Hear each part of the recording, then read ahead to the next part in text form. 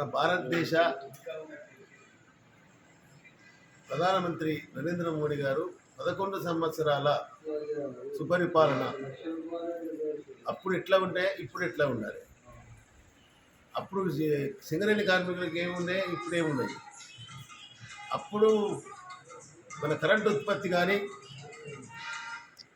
బ్రిడ్జిలు కానీ, నూతనంగా రైల్వే స్టేషన్లు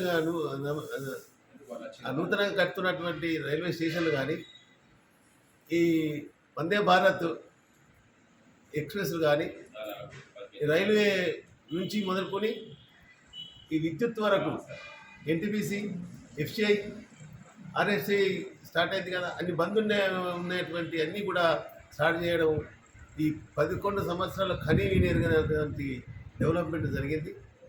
ఇంకా ఇంకా జరుగుతుంది. మన రక్షణ శాఖ కానీ, మన ఆర్థిక మన 5వ స్థానంలో ఉన్నాం. అంతకుముందు 9వ స్థానం నుంచి మనం 5వ స్థానానికి వచ్చినాం, 3వ స్థానానికి వచ్చేస్తున్నాం.